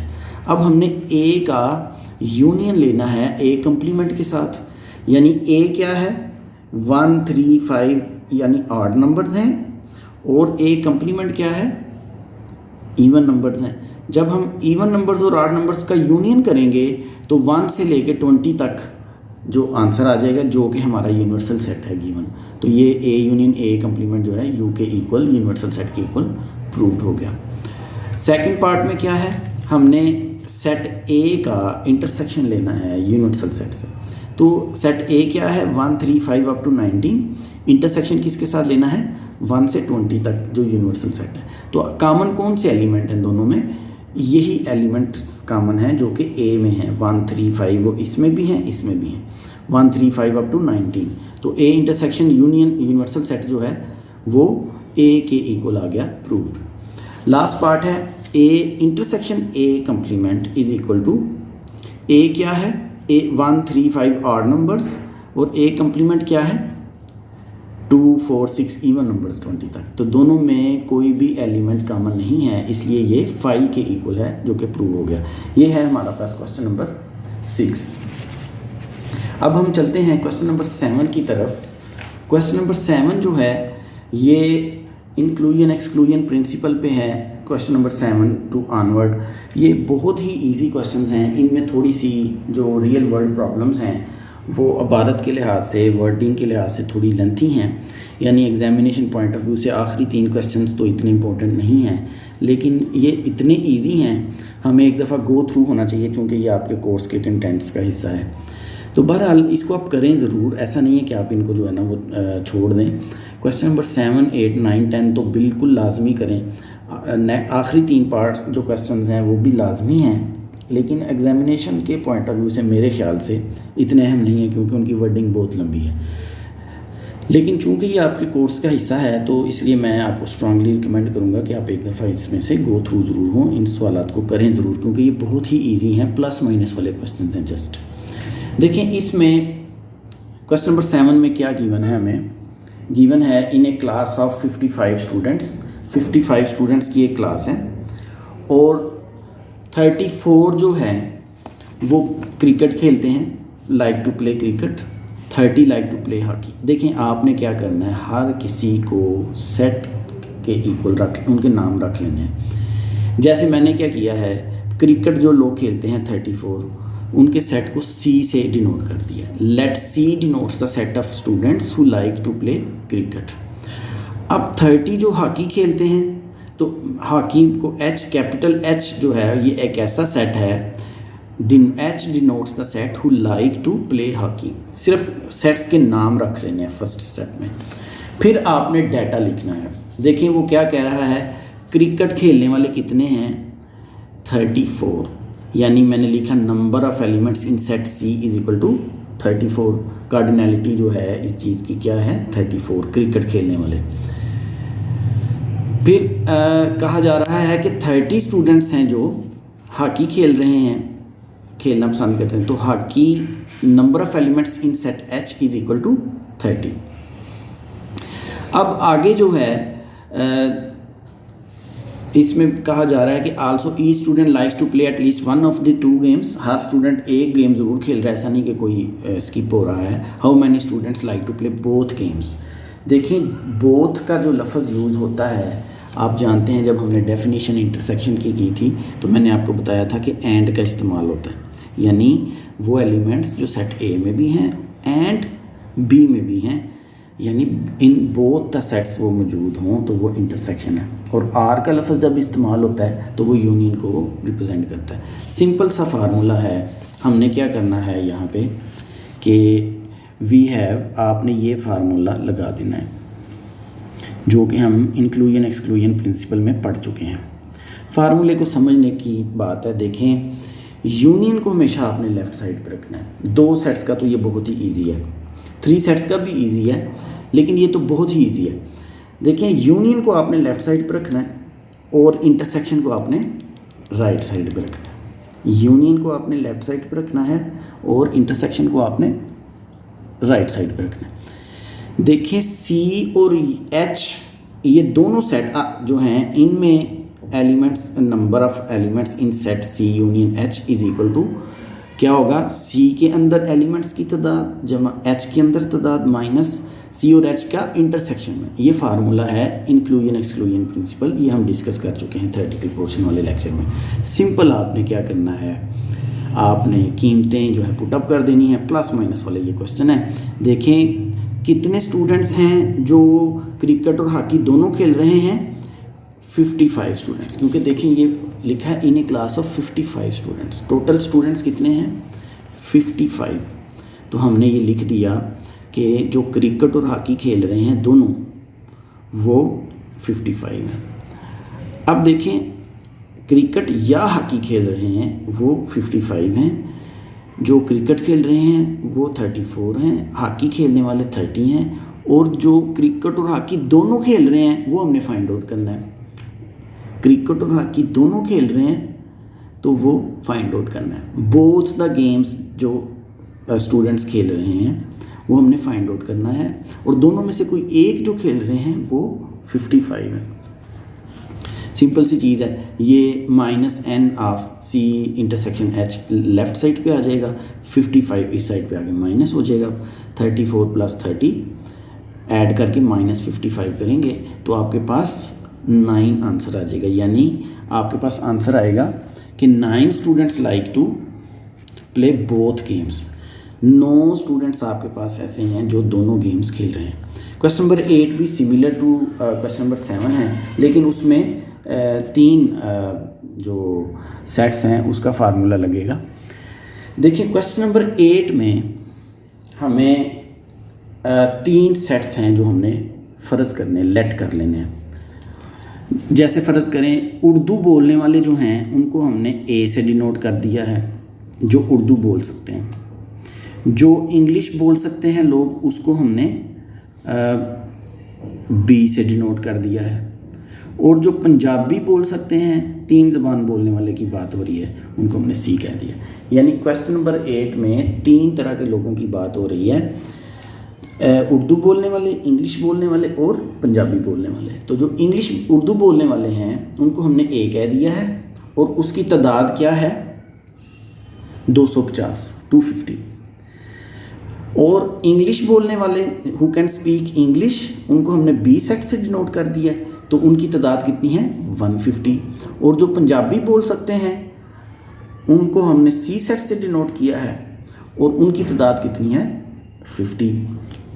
अब देखें गिवन है कि जो तीनों में से कोई ज़बान बोल सकते हैं वो 380 हैं।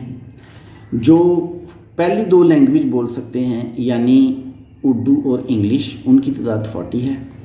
जो सेकंड और थर्ड लैंग्वेज बोल सकते हैं यानी इंग्लिश और पंजाबी बोल सकते हैं, उनकी तादाद 30 है। और जो पहली और तीसरी ज़बान बोल सकते हैं यानी उर्दू और पंजाबी जिनको आती है वो 10 लोग हैं। तो फार्मूला क्या लगेगा, देखिए हमने फाइंड आउट क्या करना है, हमने वो तादाद फाइंड करनी है जो तीनों लैंग्वेज बोल सकते हैं, यानी हमने तीनों सेट्स का इंटरसेक्शन के जो n है, कार्डिनलिटी है, वो फाइंड आउट करनी है। तो फार्मूला क्या है, फार्मूला है number of elements in A union B union C is equal to, देखें पहले तीनों को ऐड करना है, 3 हिस्से करने हैं आपने सेट। देखें पहले सेट की तादाद जमा दूसरे की तादाद जमा तीसरे की तादाद, माइनस कर देना है उन तीनों के इंटरसेक्शन। कैसे, पहली और दूसरी का इंटरसेक्शन, दूसरी और तीसरी का इंटरसेक्शन, तीसरी और पहली का इंटरसेक्शन माइनस कर दें। मैं दोबारा बोल रहा हूँ, देखें फर्स्ट ऑफ ऑल आपने 3 जो सेट होंगे उन तीनों की कार्डिनलिटी को ऐड कर देना है। क्या मतलब है, पहले के सेट की अरकान की तादाद, दूसरे सेट में अरकान की तादाद प्लस तीसरे में अरकान की तादाद, इनको ऐड कर लिया। फिर आपने क्या करना है, पहले और दूसरे सेट की इंटरसेक्शन, दूसरे और तीसरे की इंटरसेक्शन, तीसरे और पहले की इंटरसेक्शन, यानी तीनों की कार्डिनलिटी को माइनस कर देना है और फिर प्लस कर देना है तीनों की इकट्ठी कार्डिनलिटी जो बन रही है, n of A intersection B intersection C. ये मैं आपको पहले बता चुका हूँ कि आपने यूनियन को लेफ़्ट साइड पर रखना है और इंटरसेक्शन को आपने राइट साइड पर रखना है। कीमतें पुट कर दें, देखिए A union B union C क्या है 380 है, number of elements in A क्या है 250 है, नंबर ऑफ़ एलिमेंट्स इन यानी ये वो लोग जो इंग्लिश बोल सकते हैं वो 150 हैं, जो पंजाबी बोल सकते हैं उनकी तादाद 50 है, जो उर्दू और इंग्लिश दोनों बोल सकते हैं वो 40 हैं, और जो इंग्लिश और पंजाबी बोल सकते हैं वो 30 हैं, और जो उर्दू और पंजाबी बोल सकते हैं वो -10। हमने कीमतें पुट कर दी, इनकी वैल्यूज़ को पुट अप किया। ये हमने चीज़ फाइंड आउट करनी है कि जो तीनों लैंग्वेज बोलते हैं। नेक्स्ट हम क्या करेंगे, वैल्यूज़ को एवेल्यूएट करेंगे। तो हमारे पास देखें ये किसके इक्वल आ जाएगा, जो तीनों लैंग्वेज बोलने वाले हैं उनकी कार्डिनलिटी क्या होगी, यानी उनमें अरकान की तादाद कितनी होगी, कितने लोग होंगे, नंबर किनका A intersection B intersection C कितना होगा 380 - 370 10 लोग, यानी hence 10 employees can speak all 3 languages. Question number 9 और 10 भी इंतहाई सिंपल क्वेश्चंस हैं। देखें इसमें भी अब ऑनवर्ड जो क्वेश्चंस हैं उसमें 3 सेट होंगे, 2 सेट्स वाला क्वेश्चन नहीं है, वो सिर्फ पीछे गुजर चुके हैं, 7वां क्वेश्चन था गालिबन। तो हमने देखें लोग हैं 3 तरह के लोग हैं, ब्लू शर्ट वाले, ब्लू शर्ट वालों को 20 सेट से डिनोट कर दिया उनके सेट को। जो ग्रीन शर्ट पहनने वाले लोग हैं उनको हमने जी से डिनोट कर दिया है, और जो कैप्स वेयर करते हैं उनको हमने उनके सेट को सी से डिनोट कर दिया। 3 सेट हैं।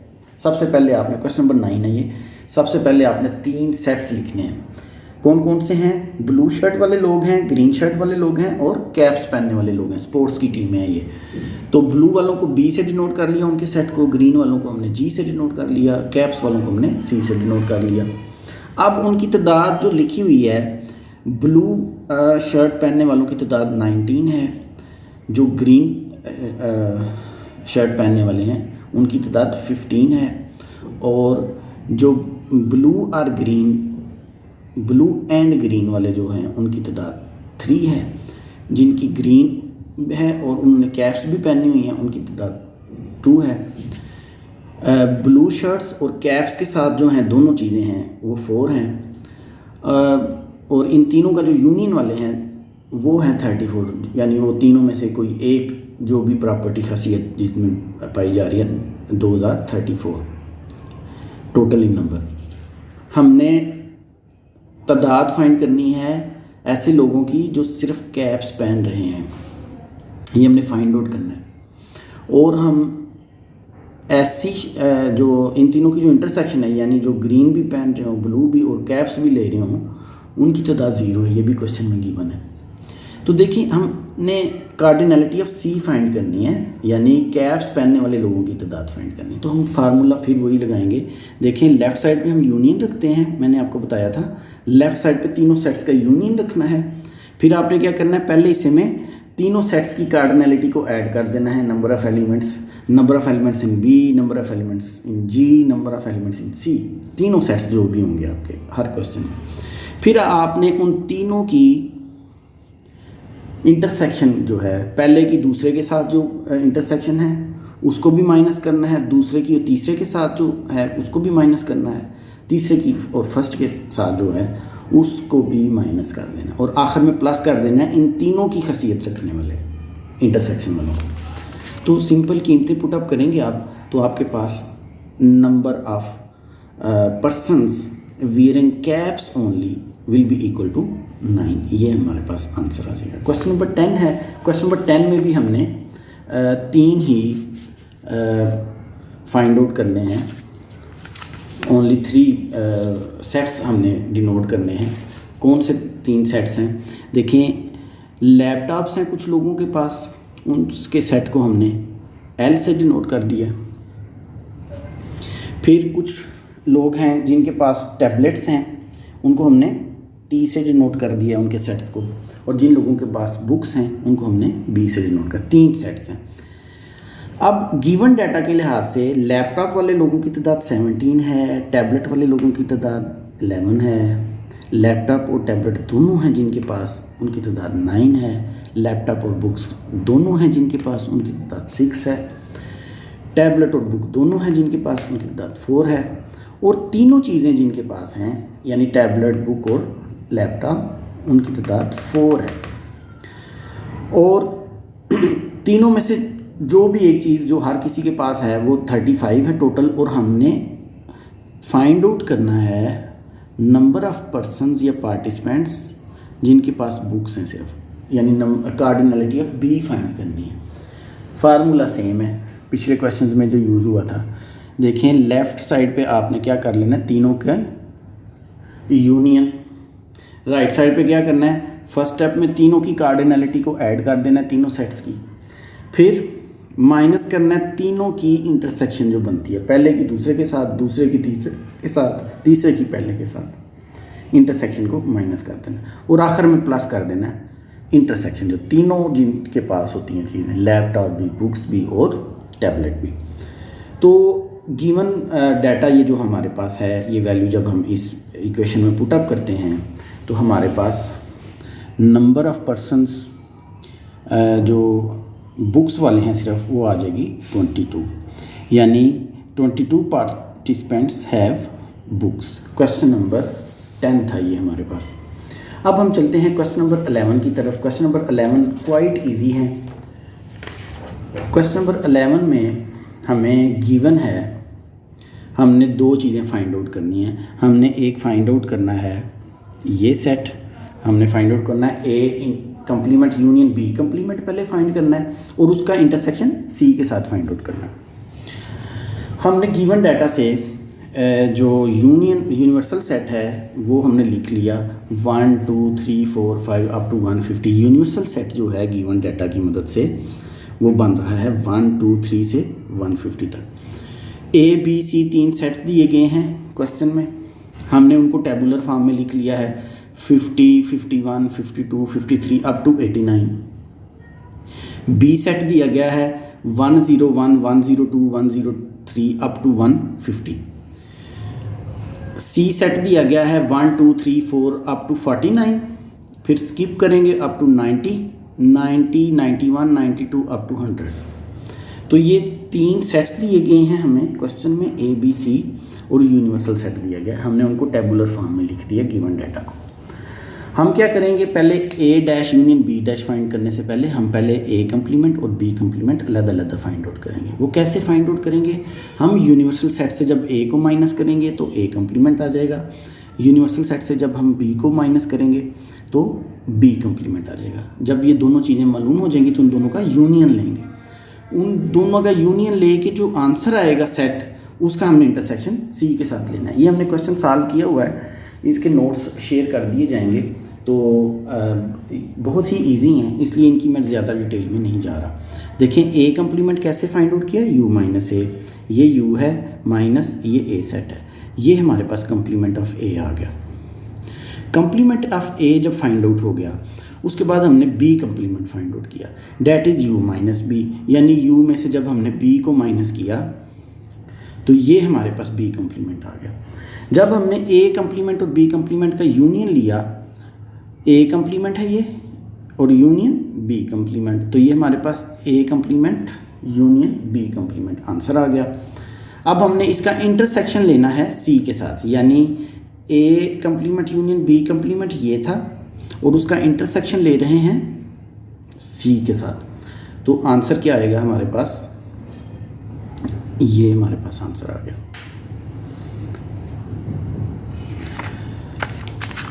बी पार्ट में हमने फाइंड आउट करना है जी, पहले हमने सी कम्प्लीमेंट फाइंड आउट किया, यानी यू में से सी को माइनस कर दिया है, फिर हमने बी कम्प्लीमेंट का इंटरसेक्शन सी कम्प्लीमेंट के साथ लिया तो ये आंसर आ गया। फिर हमने ए का इंटरसेक्शन लेना है B complement intersection C complement के साथ, तो ये हमारे पास आंसर आ गया। हमें पूछा ये गया था कि ये जो सेट है इसकी कार्डिनैलिटी क्या है, इसमें नंबर ऑफ़ एलिमेंट्स की तादाद क्या है, तो ये 40 बन रही है, आप गिन सकते हैं 50 51 52 अप टू 89, ये 40 बन रही है, तो ये हमारे पास इसका आंसर है। Question number 11। क्वेश्चन नंबर 12 जो है ये भी प्रीवियस क्वेश्चंस की तरह, इसमें आपने 3 सेट फ़र्ज़ करने हैं। कौन से 3 सेट हैं, सी एफ और एच। ऐसे स्टूडेंट्स हैं जो क्रिकेट खेलते हैं, उनके सेट को हमने सी से डिनोट कर दिया। ऐसे स्टूडेंट्स जो फुटबॉल खेलते हैं उनके सेट को हमने कैपिटल एफ से डिनोट कर दिया। ऐसे स्टूडेंट्स जो हॉकी खेलते हैं उनके सेट को हमने एच से डिनोट कर दिया। अब क्या है, जो तीनों में से कोई एक गेम खेल रहे हैं उनकी तादाद स्टूडेंट्स की 125 है, जो सिर्फ क्रिकेट खेलते हैं उनकी तादाद 60 है, जो फुटबॉल खेलते हैं सिर्फ उनकी तादाद 70 है, जो हॉकी खेलते हैं सिर्फ उनकी तादाद 40 है, जो क्रिकेट और हॉकी दोनों खेलते हैं वो 10 है, जो क्रिकेट और फुटबॉल दोनों खेलते हैं उनकी तादाद 25 है, जो फुटबॉल और हॉकी दोनों खेलते हैं उनकी तादाद 15 है। हमने फाइंड आउट करना है ऐसे स्टूडेंट्स की तादाद जो तीनों खेल खेलते हैं, मींस क्रिकेट भी, फुटबॉल भी, हॉकी भी, उन तीनों जो ऑल 3 गेम्स खेल रहे हैं उनकी तादाद को फाइंड आउट करना है। देखिए सिंपल सा फार्मूला मैंने आपको बताया है कि लेफ़्ट साइड पे आपने यूनियन वाला फार्मूला लिख देना है, कार्डिनैलिटी ऑफ 3 सेट्स के कोई तीनों में से कोई भी एक खेल जो खेल रहे हैं और के साथ। फिर राइट साइड पे आपने तीनों सेट्स की कार्डिनैलिटी को ऐड कर देना है। फिर 3 सेट माइनस होंगे, कौन कौन से, पहले और दूसरे की कार्डिनैलिटी, दूसरे और तीसरे की इंटरसेक्शन की कार्डिनैलिटी और तीसरे और पहले की कार्डिनैलिटी, तीनों को माइनस किया। आखिर में तीनों के जो इंटरसेक्शन हैं तीनों सेट्स के, उसकी कार्डिनैलिटी जो है उसको प्लस कर देना है। अब हमने यही फाइंड आउट करनी है, तो ये बाकी कीमतें जब हम पुटअप करेंगे 125 60 ये जो हमने ऊपर लिखी हैं इधर पुटअप कर दी हैं, तो हमारे पास आंसर आ जाएगा 5। ये हमारे पास आंसर आ रहा है 5, यानी कार्डिनैलिटी ऑफ CFH क्या का मतलब क्या है, यानी ऐसे स्टूडेंट्स जो क्रिकेट भी खेल रहे हैं, फुटबॉल भी और हॉकी तीनों खेल खेलते हैं, all 3 sports, hence 5 students play all 3 sports, ये हमारे पास आंसर है। अब इसको वेन डायग्राम में रिप्रेजेंट करना था, तो वेन डायग्राम में देखिए मैंने क्या लिखा है, ये हमारे पास एक यूनिवर्सल सेट हो गया, यू से डिनोट कर दिया, एक सेट है सी जो क्रिकेट खेलने वाले स्टूडेंट्स हैं, फुटबॉल खेलने वाले स्टूडेंट्स और हॉकी खेलने वाले स्टूडेंट्स, तीनों ही ओवरलैपिंग है। 30 स्टूडेंट्स ऐसे हैं जो सिर्फ क्रिकेट खेल रहे हैं, 35 स्टूडेंट्स ऐसे हैं जो सिर्फ फुटबॉल खेल रहे हैं, 20 स्टूडेंट्स ऐसे हैं जो सिर्फ हॉकी खेल रहे हैं। तो ये 10 स्टूडेंट्स ऐसे हैं जो फुटबॉल और हॉकी खेल रहे हैं, 5 स्टूडेंट्स ऐसे हैं जो क्रिकेट और हॉकी खेल रहे हैं, और जो बकिया 20 हैं मींस के 25 ऐसे स्टूडेंट्स हैं जो क्रिकेट और फुटबॉल खेलते हैं 20, और 5 स्टूडेंट्स ऐसे हैं जो तीनों खेल रहे हैं। ठीक है जी, ये इसकी वेन डायग्राम की रिप्रेजेंटेशन हो गई। Question number 13 last question of exercise 3.2 है। इसमें 3 तरह के लोग हैं, आपने 3 सेट्स बना लिए। देखें, ऐसे लोग जो निहारी को लाइक करते हैं उनके सेट को हमने एन से डिनोट कर दिया। ऐसे लोग जिनको बिरयानी पसंद है उनको हमने कैपिटल बी से उनके सेट को डिनोट कर दिया, और कोरमा पसंद करने वाले लोग जो हैं उनके सेट को हमने कैपिटल के से डिनोट कर दिया। 3 सेट्स बन गए। अब देखें, नंबर ऑफ़ पीपल जो कि निहारी लाइक कर रहे हैं वो 40 है, बिरयानी पसंद करने वाले लोगों की तादाद 65 है, ये क्वेश्चन में गिवन डाटा है।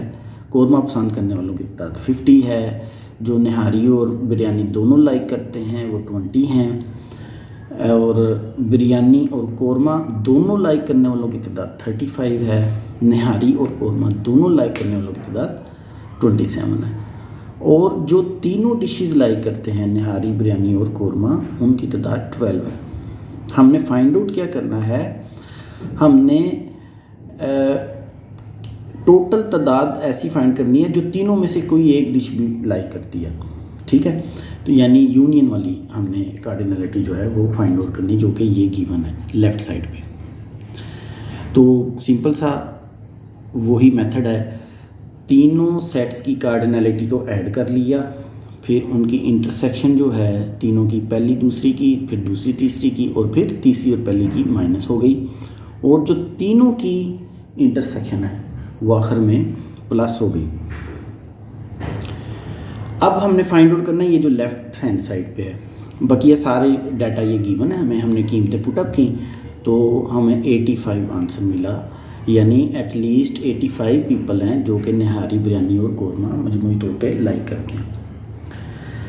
क्वेश्चन नंबर जो 13 है इसका सेकंड बी पार्ट है, वो इसका उल्ट है, यानी इसका कंप्लीमेंट हमने फाइंड करना है। वो कहता है कि 85 तो इन तीनों में से कोई एक डिश लाइक करते हैं, निहारी, बिरयानी और कोरमा। कहते हैं ऐसे कौन से लोग हैं जो निहारी, बिरयानी और कोरमा लाइक नहीं करते। तो हमने यूनिवर्सल सेट में से इसको 85 को माइनस कर देना है। यूनिवर्सल सेट क्या है वो गिवन है, टोटल लोग जो हैं वो कितने हैं 130 लोग हैं। तो इस सेट की गिवन की कंप्लीमेंट हमने फाइंड आउट करना है, यानी number of people who do not like nihari, biryani और korma, that is cardinality of complement of N, B और के। एनी हाउ इसको आप लिखेंगे 130 में से ये 85 माइनस हुआ, तो ऐसे लोगों की तादाद 45 हमारे पास आ गई जो कि निहारी, बिरयानी और कोरमा लाइक नहीं करते। क्वेश्चन नंबर 13 का जो सी पार्ट है उसमें उसने हमसे टोटल तादाद पूछी है ऐसे लोगों की जो कि one of the food like करते हैं। यानी आपने पहले ये फाइंड आउट करना है, number of people find out करने हैं who like nihari only, number of people who like biryani only, और number of people who like korma only. 3 steps में ये क्वेश्चन होगा। क्वेश्चन नंबर 13 का जो सी पार्ट है, क्वेश्चन नंबर 13 का सी पार्ट 3 स्टेप्स में होगा। तो 3 स्टेप्स में कैसे होगा देखें, निहारी सिर्फ जो लाइक करते हैं तो उनके लिए फार्मूला ये होगा निहारी, यानी जहाँ जहाँ भी कॉमन है ना निहारी वाला सेट उसको आपने माइनस कर देना, यानी उसमें एन की कार्डिनलिटी को प्लस करना है, और जो इंटरसेक्शन वाला पार्ट है तीनों सेट्स की कार्डिनलिटी वाला उसको ऐड करना है, बकिया जो दूसरे किसी सेट के साथ इंटरसेक्शन की कार्डिनलिटी बन रही है उसकी निहारी की, उसको माइनस कर देना है। 40 minus 20 minus 27 plus 12 equal to 5। Similarly हमने बिरयानी के लिए भी यही फार्मूला यूज़ किया, कोरमा के लिए भी यही फार्मूला यूज़ किया। आखिर में क्या किया हमने, तीनों को ऐड अप कर लिया, 5 प्लस 22 प्लस 0, तो ये हमारे पास 27 आंसर आ रहा है। क्वेश्चन नंबर 13 का लास्ट पार्ट है डी पार्ट, उसमें हमने वेन डायग्राम से इसको रिप्रेजेंट करना है। निहारी खाने वाले लोग बिरयानी और कोरमा लाइक करने वाले, ये यूनिवर्सल सेट को हमने एक रेक्टेंगल से, वो 45 है, निहारी 5 लोग लाइक करते हैं, बिरयानी 22, कोरमा 0 लाइक कर रहे हैं, जो बिरयानी और कोरमा दोनों लाइक कर रहे हैं वो 23 हैं। और ये इसी तरीके से हमने, ये आपके सामने है, गिवन डाटा की मदद से हमने वेन डायग्राम बना दी है।